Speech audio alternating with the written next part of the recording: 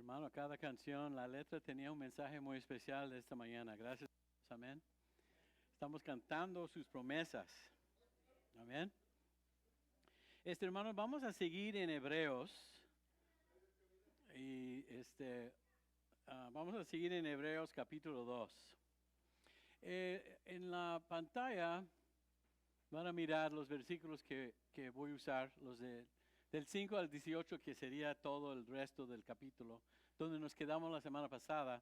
Y hay una parte de lo que vamos a ver que le nombra o le da el título a Jesús como el autor de la salvación. No sé si eso te mueve un poco en saber que Jesús es el autor de la salvación. ¿Qué es un autor? ¿No? Si pensamos en un libro, ¿no? Es el que escribe, pone las letras, la historia, amén, el que cuenta, el que da a conocer de algo, ¿no? Específicamente, autor viene también otra palabra de ahí, autoridad. Pueden ver raíces, que la salvación solamente viene por la autoridad de Cristo. No hay salvación fuera de Cristo. Su propio nombre, Jesús, es la palabra Jehová o Shua, donde tenemos el nombre de Josué, se reduce, y simplemente es Dios es salvación. Punto. Jesús es el autor. Recuerda que empezamos este libro hace unas semanas con la idea de por qué fue escrito. Porque los judíos, algunos, se convirtieron al cristianismo. Es decir, eran judíos igual que los discípulos, pero tienen toda una historia, ¿no? Todo el Antiguo Testamento, todo lo que sucedió en su experiencia con Dios. Ahorita hablamos del tabernáculo. Bueno, mientras que andaban en el desierto con el propósito de ir a conquistar la tierra prometida, Dios moró en el tabernáculo. Es decir, que Dios estaba presente con ellos en ese tabernáculo. ¿Sabe de qué era hecho el tabernáculo? De pieles de animales. Se construyó exactamente como el Señor lo había indicado, que nos muestra, si piensas que Dios moró en tabernáculos de pieles, y en un futuro nos dice Juan en el Evangelio capítulo 1, 16, que el Verbo habitó entre nosotros. Es decir, que Jesús hizo su tabernáculo en carne. Está presente literalmente Dios en la persona de Jesús. Por eso cuando se movía el pilar o se movía la nube, se movía Israel. Y a donde iban, eran vencedores. Entonces, muy apropiado para el sermón de hoy. Me gusta. Los hebreos, convirtiéndose al cristianismo, pues sufrieron, y como hemos leído en Hechos, especialmente en los primeros capítulos, sufrió la iglesia mucha persecución a manos de los sacerdotes, de los fariseos, los saduceos. Tenía muchos enemigos de Cristo. Cristo tenía muchos enemigos, igual su iglesia, porque pertenecemos a Cristo. Muchos estaban desanimados porque estaban sufriendo y querían regresar a lo antiguo. Es decir, querían regresar al judaísmo. Querían dar vuelta, tirar la toalla. ¿Vale la pena sufrir tanto por esta nueva fe que tenemos? Sí, sí vale la pena. Entonces el autor está tratando de convencerlos que Jesús es superior en todo sentido de su experiencia antes. Todo lo que ellos vivían antes, Jesús es mejor en todo.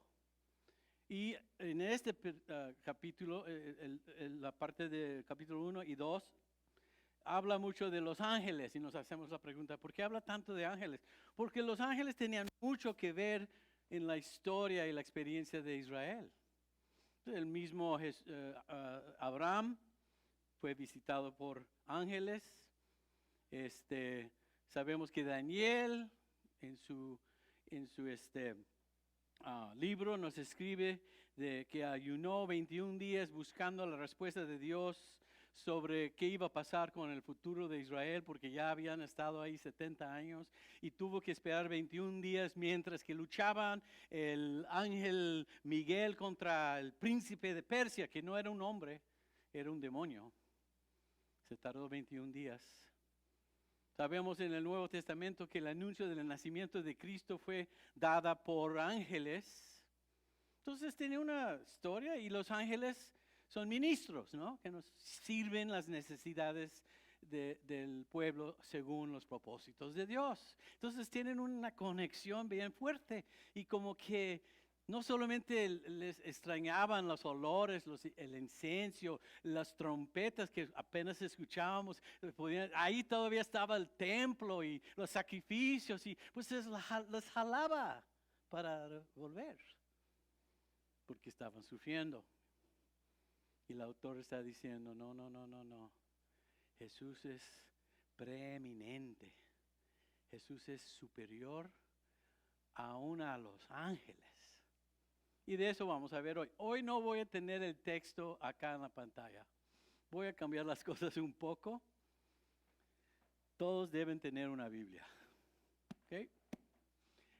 El Señor me enseñó algo esta semana que busqué en unas Biblias antiguas que tengo y ve todo lo que escribí en esos libros. Híjole, es como revivir, ¿no? Entonces vamos a ponernos de pie. Yo les voy a decir, hermanos, que deben tener una Biblia personal. Deben marcarla, subrayarla, ponerlos en cada lugar, una nota, una opinión, ¿no?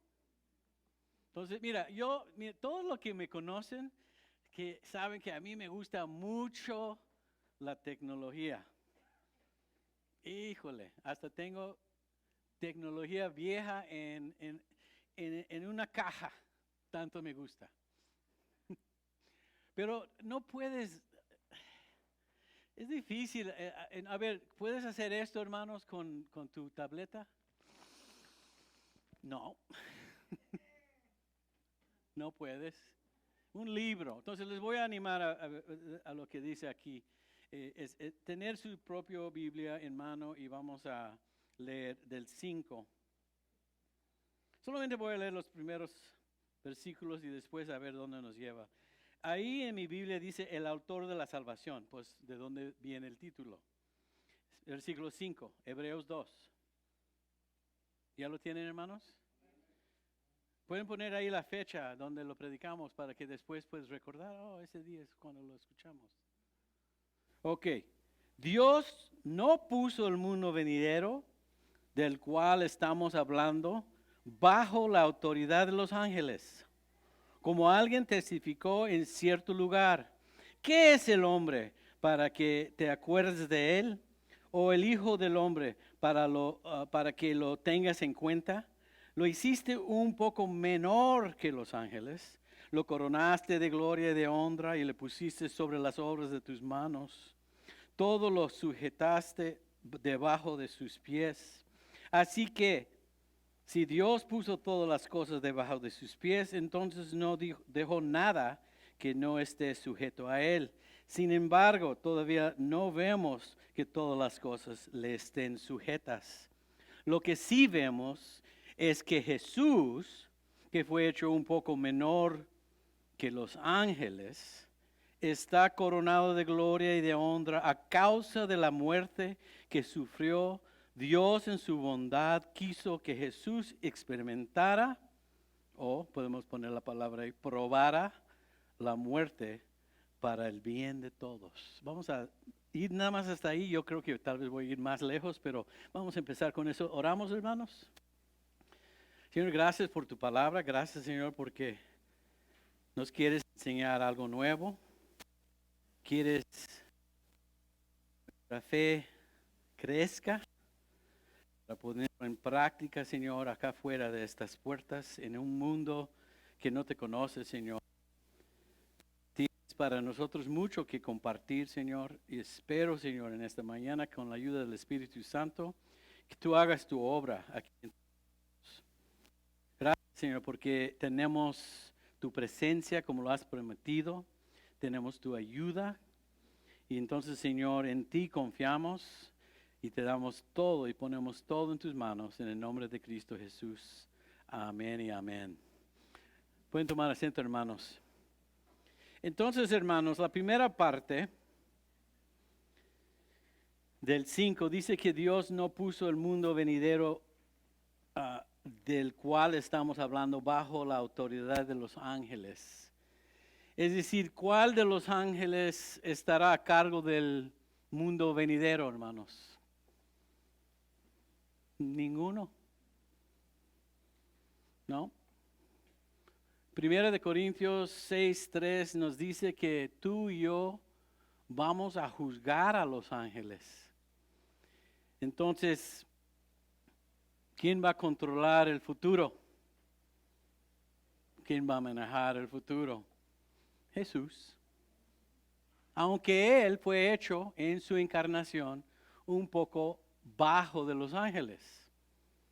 Déjame explicar. En su humanidad fue hecho un poco bajo de los ángeles. Así nos dice, ¿no? Aunque por toda la eternidad Él era superior a los ángeles. Antes de Belén, ¿no? Antes de Belén, Él existió para siempre con Dios Padre, el Hijo y el Espíritu Santo.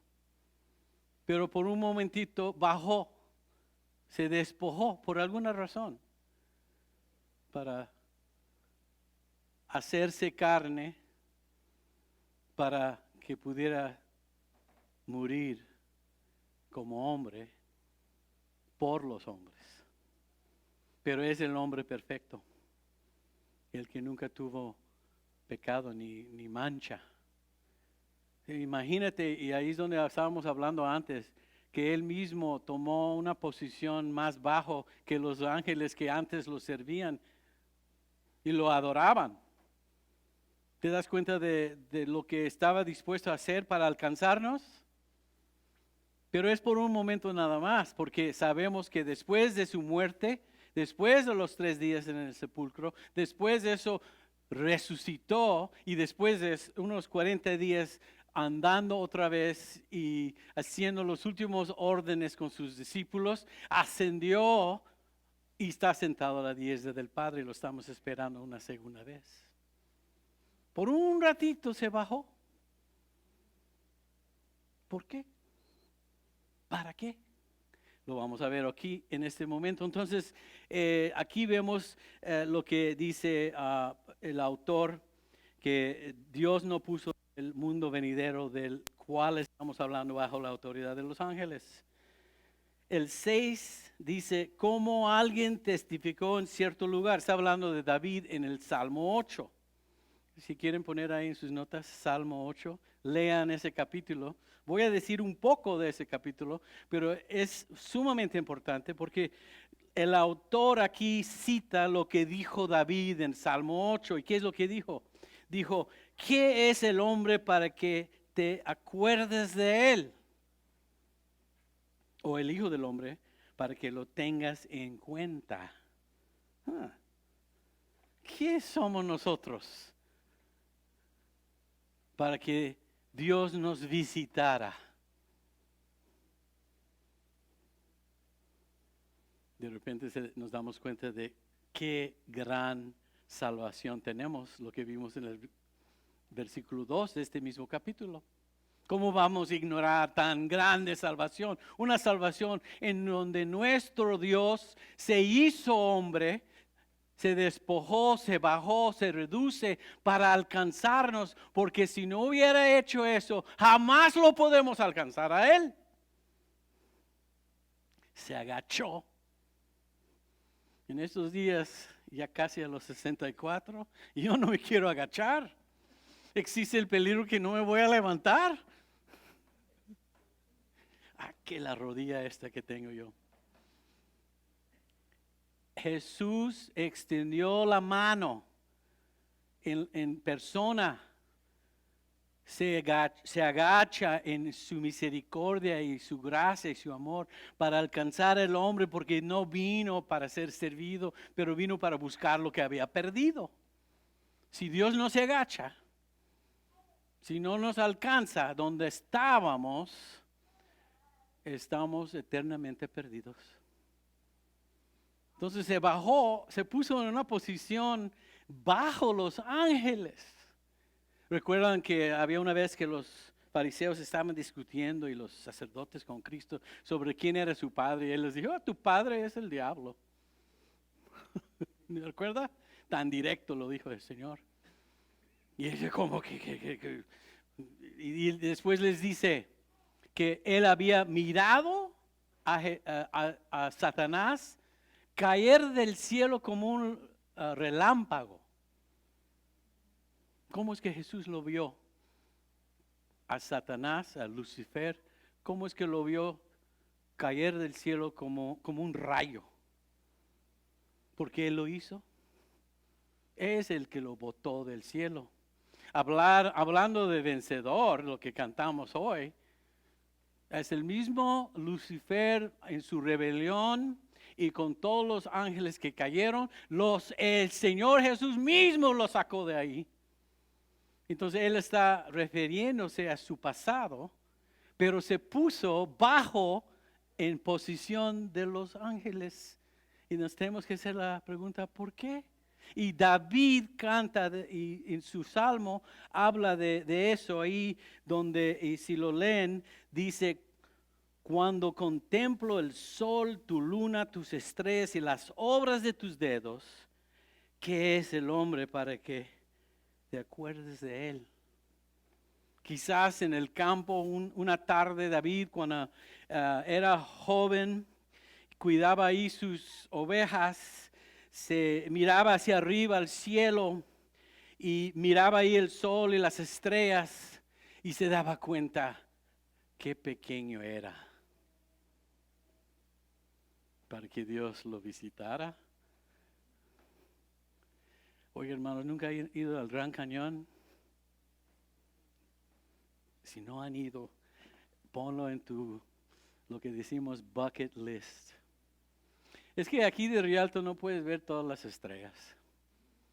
Es que con todas las barbacoas que están haciendo aquí en este lugar, porque aquí sí hay barbacoa, el humo como que no puedes ver las estrellas como debe. Cuando vas al Gran Cañón se ve miles y millones de estrellas. ¿Y cómo no puede uno mirar lo magnífico de la creación y aceptar y reconocer que hay un creador aún más magnífico de lo que ha hecho con sus dedos? ¿Cómo no podemos reconocer y aceptar que hay un Dios? Tienes que ser bien soberbio o bien ignorante y bien ciego y rebelde, tan duro el corazón para no solamente mirar y decir, wow, o como dicen en español, guau. David, todavía jovencito, pero ya escribiendo este salmo. En el 8 es el principio, él tiene muchos más después. Y dice, ¿quién somos nosotros para que aquel nos visite? Que tenga interés en nosotros. No, como cantamos, no tenemos nada que ofrecerle.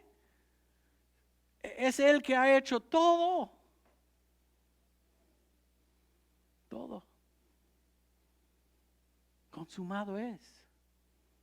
La salvación viene del Señor. Él es el que nos rescata. Y nos visitó en la persona de Cristo. Pero más bien mira cómo lo dice ahí. ¿Qué es el hombre para que te acuerdes de él? O el Hijo del Hombre para que lo tengas en cuenta. Pues no tiene nada que ver con nosotros. No lo merecemos, hermanos.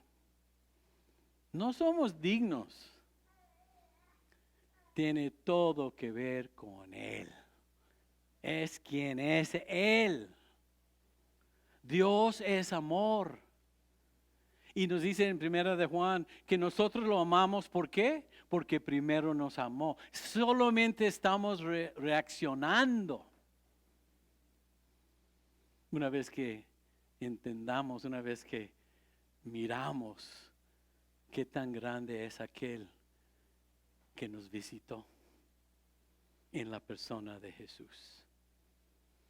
El Verbo se hizo carne y habitó entre nosotros. Se hizo más bajo que los ángeles, ¿no? El 7 dice, lo hiciste un poco menor que los ángeles. Lo coronaste de gloria y de honra. Y también hablando aquí de la creación del hombre, a Adán y Eva. Recuerda, y lo vimos esta semana pasada, en el miércoles. Y era esa mi intención de poner eso enfrente para después hoy tener una base.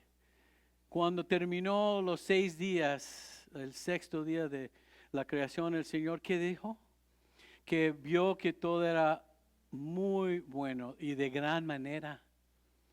¿Qué sucedió? Él le dio al hombre toda la responsabilidad, toda la autoridad, todo el dominio de cuidar de la responsabilidad de este mundo. ¿Y qué hizo el hombre con eso? Lo arruinó, porque no creyó palabra del Señor y fue engañada Eva con mentiras y Adán decidió rebelarse contra Dios y todo fue perdido. Pero aquí viene el segundo Adán. ¿Quieres saber más? Otra vez, pon tus notas, lea Romanos 5. Nos habla de un segundo Adán. ¿Y qué hace este segundo Adán? Él viene a corregir, Él viene a cumplir, Él viene a restaurar, Él viene a reconciliar todo lo que no hizo el primero. Porque cuando Él fue tentado por Satanás, en su experiencia de 40 días en el desierto después de que había sido bautizado por Juan el Bautista y empieza su ministerio, se fue llevado por el Espíritu al desierto y el enemigo se acerca y cada vez que lo tenta con algún dicho o con alguna cosa, le dice, escrito está. Lo que no hizo Adán el primero. Y él corrige todo. ¿Quién es este segundo Adán? Jesús, que fue hecho menos que los ángeles. ¿Por qué fue hecho menos? Pues, ¿quién? Como dice segundo de Filipenses, que él no consideró ser igual a Dios como algo en que aferrarse.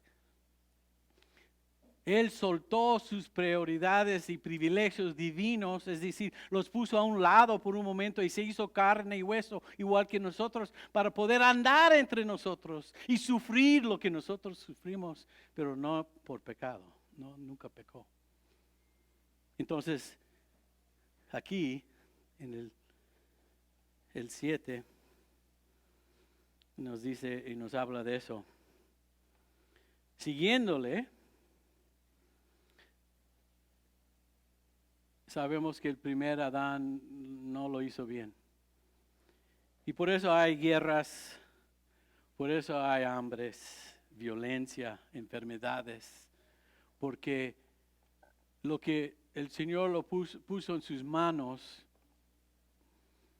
lo robó Satanás. Lo permitió. Entonces, leyendo, dice, lo que sí vemos, no se recuerda esto. Vemos al hombre y todo lo que Dios le puso en sus manos y cómo no funcionó, cómo no pudo dominar, no pudo tener esa responsabilidad. Pero hoy vemos a alguien más. ¿Y qué dice? Lo que sí vemos es que Jesús. ¿Qué vemos? Jesús. Si tú quieres conocer el hombre perfecto, si tú quieres una idea del hombre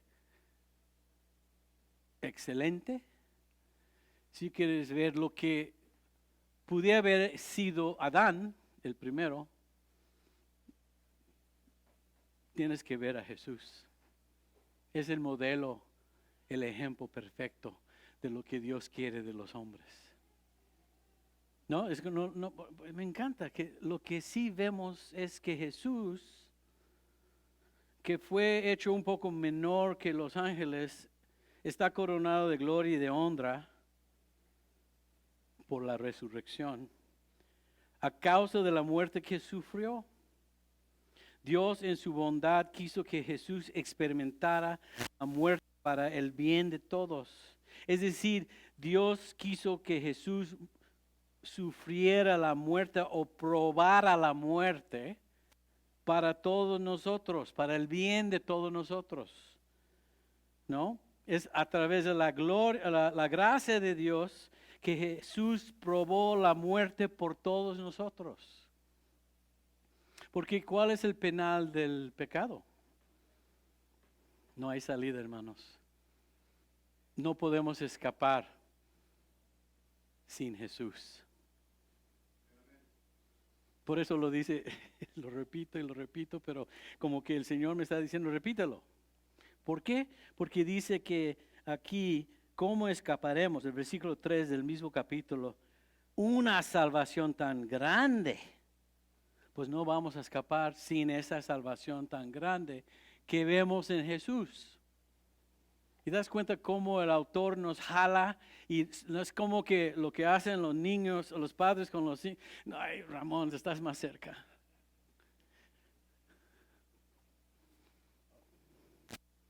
Ve a Jesús. No, yo quiero ver acá. No.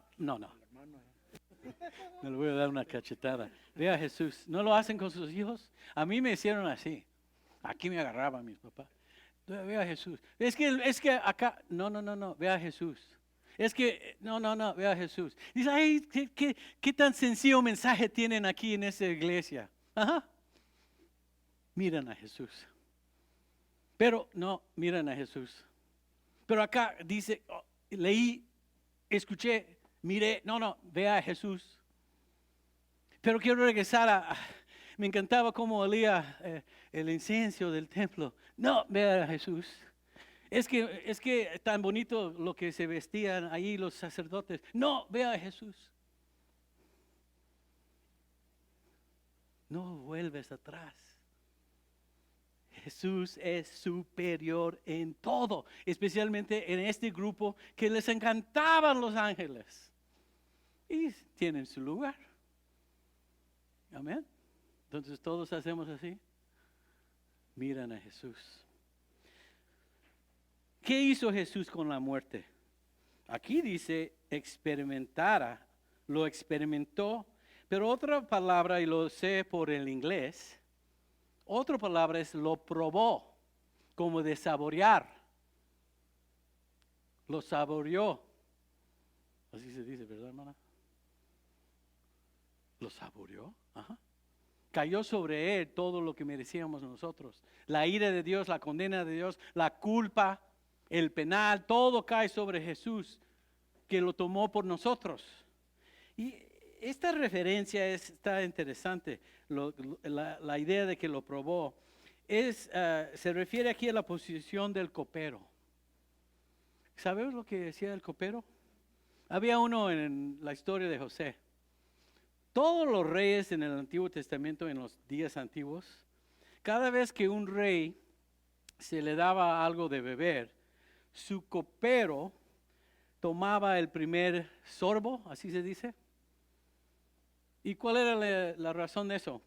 Es que si alguien tenía algún rencor sobre el jefe real, el rey, el copero, porque tomaba el primer sorbo, él cayera a muerte en lugar del rey. Y es lo que hizo Jesús cuando probó la muerte por nosotros. Jesús es nuestro copero, para decirlo de otra manera. Por eso cuando él oró en Mateo 26:39, le voy a dar un segundo para marcarlo ahí. Mateo 26:39. Lo que quiero que hagan también es que busquen las referencias que yo les doy. Porque no los estoy haciendo así nada más. ¿Por qué? Quiero que vean la conexión. Hay algunas Biblias, si quieren ver, yo voy a hablar más de Biblias en estos días que vienen. Hay algunos que tienen referencias. Y una de las cosas que sabemos que ninguna profecía de la Biblia está sola. Hay otros lugares en la Biblia que dicen lo mismo. Debemos conocerlas, porque nos da fuerza en nuestros argumentos como cristianos. El copero era el que probaba primero o que tomaba primero el primer sorbo, y si estaba envenenado para tratar de encontrar manera de matar al rey, tenía sus enemigos, ¿no? Él moría primero, entonces el rey, ¿qué hacía? Pues no tomaba la copa. Pero Jesús recuerda que dice esto en Mateo 26:39, dice: Padre, si es posible, pase de mí esta copa. ¿Cuál era la copa? La copa de muerte. Está hablando de su cruz. Si es posible, y se está refiriendo, lo podemos poner al revés. Voy a tomar esta copa para que no lo tomen los demás, los que aceptan mi muerte en su lugar. ¿Se dan cuenta cómo funciona esto? Entonces Jesús vino para esa razón, para tomar la copa. Y dice: Padre, si es posible, pase de mí esta copa, pero no se haga mi voluntad, sino la tuya. Fíjense, hermanos, que no era posible que pasara la copa. No había un plan B, solamente el plan A, que fue decidido desde antes de la fundación del mundo, que Jesús iba a ser el cordero molido, como dice ahí en Apocalipsis. Es decir, que antes de que el hombre había pecado, ya había un rescate para aquel hombre, para esa humanidad, para nosotros. Ya Jesús había tomado la decisión, la determinación de escoger la cruz para salvarnos a nosotros. Como que nos visitó, hasta estaba pensando en nosotros antes de que existíamos. ¡Qué Dios tan maravilloso, hermanos! Estaba pensando en nosotros antes de que se fundó el mundo, el universo. ¡Qué maravilla de Dios tenemos! Yo quiero este Dios de esta Biblia. Porque es interesante que nos da por lo menos entender que los ángeles no tienen este privilegio. Fíjense lo que dice. Porque convenía, versículo 10, a Dios le conviene, es lo que está diciendo. No lo decimos muchas veces. A mí me conviene, y uno dice lo que le conviene, ¿no? Ahora voy a dar un ejemplo. Si tú vas a un viaje conmigo, te prometo que vas a estar sentado en la silla de la derecha, porque a mí me conviene manejar. No me gusta que alguien más maneje. No me gusta. No importa quién es, Sammy. Yo puedo manejar, Dad. Y le digo, good. Convenir, ¿no? Conviene. ¿Qué le conviene a Dios? Que por quien todas las cosas existen y subsisten, todas las cosas que existen, ¿hay algo que existe que no le conviene? ¿O hay algo que subsiste? No, dice, perfeccionará mediante el sufrimiento al autor de la salvación de ellos, a fin de que llevar muchos hijos a la gloria. Le conviene que Jesús sufriera para que porque se hace autor de la salvación y se hace también el sumo sacerdote, el mediador de nosotros. Él sufrió no para perfeccionarse en el sentido como nosotros lo pensamos, pero para perfeccionarse como el papel que va a tomar como nuestro, ¿qué? Mediador. Es el único que puede decirnos cuando sufrimos, cuando nos acercamos, cuando oramos, cuando intercedemos por los demás. Yo entiendo. Es el único que puede decir, yo comprender.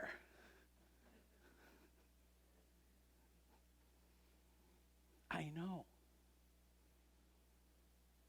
Cuando nos acercamos a Jesús y después en unos capítulos después vamos a hablar de su papel como sumo sacerdote.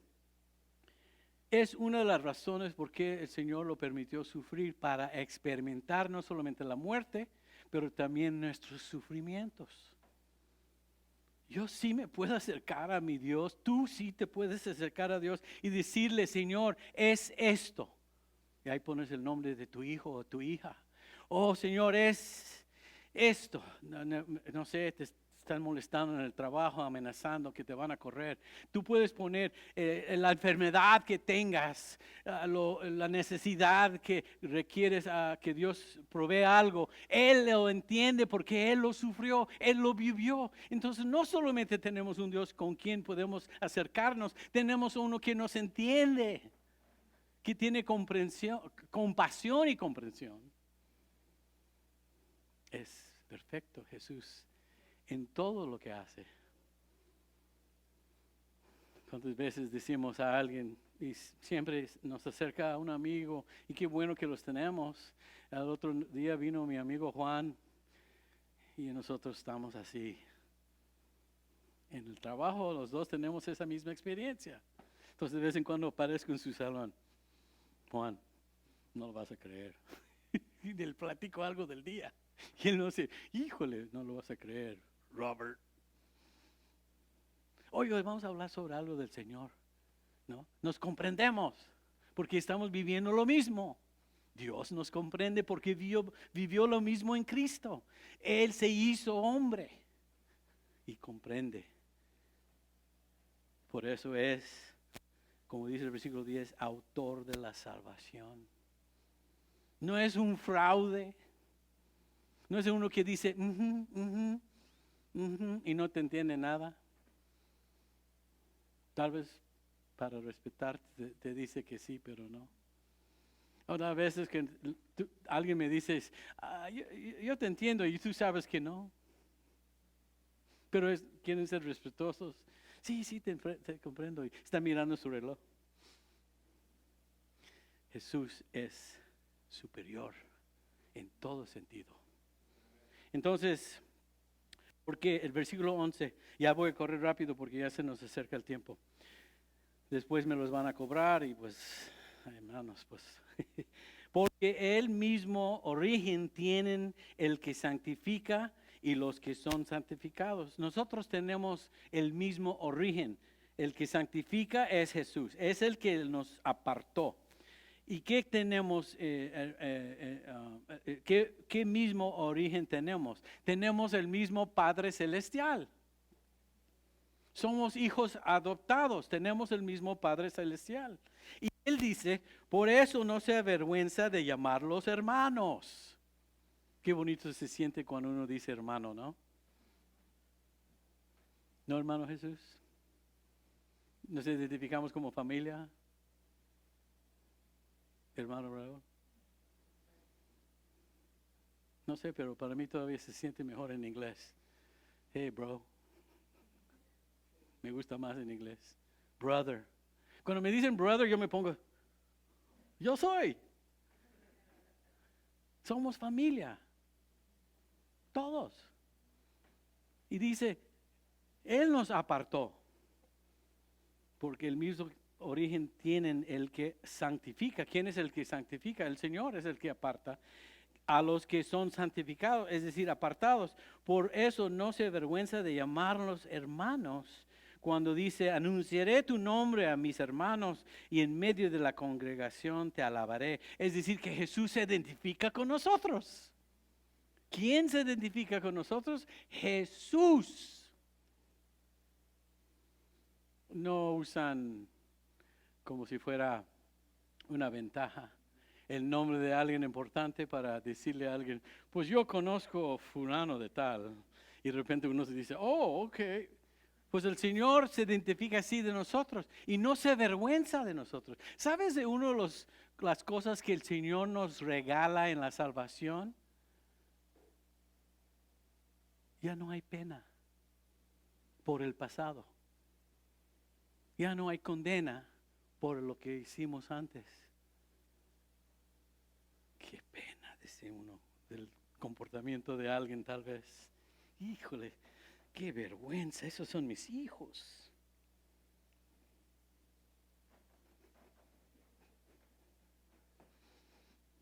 El Señor no se avergüenza de nosotros. Dice que llevará nuestros pecados tan lejos que es el oriente del occidente. Dice otro lugar que los borra. Y todavía en otro lugar en Juan, 1 de Juan, que los lava. Ya no existen. No está avergonzado de nosotros y de nada lo que sucedió antes. ¡Qué libertad, hermanos, tenemos en Cristo! Nadie puede apuntar el dedo, como dicen, el dedazo. Y dice tú y que. Nadie puede hacer eso con ninguno de nosotros. Porque Jesús pagó el precio en la cruz del Calvario. Entonces sí somos libres. Y lo igual que me perdonó a mí, yo debo perdonarte a ti. Porque ¿cómo puedo aceptar el perdón de Jesús y no aceptar el perdón que Jesús te dio a ti? Él mismo dice, hey, ¿cuál será la señal de que somos sus discípulos? Primero que nos perdonamos y después porque nos amamos. Y entendemos lo que ha hecho por nosotros. Todos tenemos un pasado. Si quieren hablar de eso, yo diré que lo que dice Pablo, que no nos debemos conocer por la carne, lo que hemos hecho en la carne. No debemos conocer nada de eso, del pasado, porque ya no existe la pena, ya no existe la vergüenza. Y como dice, anunciaré tu nombre en mis hermanos y en medio de la congregación te alabaré. Y en otra parte confiaré en Él y una vez más aquí estoy con los hijos que Dios me dio. Dios nos dio a Cristo y Dios nos dio Cristo a nosotros. Es una vía de doble sentido. Pertenecemos a Él y Él pertenece a nosotros. Maravillosa cruz que quita la separación para siempre. Fuimos reconciliados porque el que no conoció pecado se hizo pecado para que nosotros fuéramos hechos justicia de Dios. ¿Y esa justicia cómo viene? Aceptando por fe este regalo que nos ofrece. Amén. Es for free. Oiga, una vez, esto no tiene nada que ver, pero yo me recordé de algo. Yo trabajaba una vez en una farmacia, hace como 30 años. Y es decir que he aprendido mucho español. Que viene y me dice un cuate, ya estaba bien cerca para cerrar, ¿no? Y yo estaba como que ya, vete. Yo quiero ir a mi casa. Y me dice, no, estoy buscando un letrero. Y sí. Digo, ¿qué dice el letrero? ¿Forzale?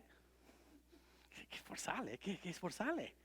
Y entonces, yo no conozco a ninguno que dice forzale. Y de repente me enseña ese y dice for sale. Entonces hay que reírnos de cuando suceden cositas en el español, ¿no? ¿No te ha pasado, hermano Rodo? ¿Qué dice? Así que los hijos eran de carne y hueso, también él era de carne y hueso. Se hizo humano, para que por medio de la muerte destruyera al que tenía el dominio sobre la muerte, es decir, al diablo. Y de esa manera librará a todos los que por temor a la muerte toda su vida habían estado sometidos a esclavitud. Ciertamente Él no vino para ayudar a los ángeles. Los ángeles no pueden ser redimidos. Él no vino a ayudar a los ángeles, sino para ayudar a los descendientes de Abraham. Por eso él era necesario ser semejante a sus hermanos en todo, para que llegara a ser un sumo sacerdote misericordioso y fiel en lo que a Dios se refiere, y expiará los pecados del pueblo. Nada más con esto voy a terminar. Expiación también se puede traducir propiciación. ¿Qué es propiciación? Es una palabra teológica, pero lo vamos a reducir. Es satisfacer lo que Dios demandaba como pago por los pecados. Jesús lo satisfació al Señor. Satisfació, esa palabra. Satisfació. Estaba satisfecho con lo que hizo Cristo en la cruz como la paga del penal. Es nada más lo que significa. Entonces, en Cristo, Dios está satisfecho con nosotros. No por nosotros, por quién es Jesús en nosotros. ¿Y cómo es que Jesús en nosotros? Por fe. Amén. Ese es el mensaje, hermanos. Vamos a tomar la Santa Cena juntos. Si quieren preparar los hermanos que van a ayudar. Tenemos un Dios de misericordia, ¿no, hermanos?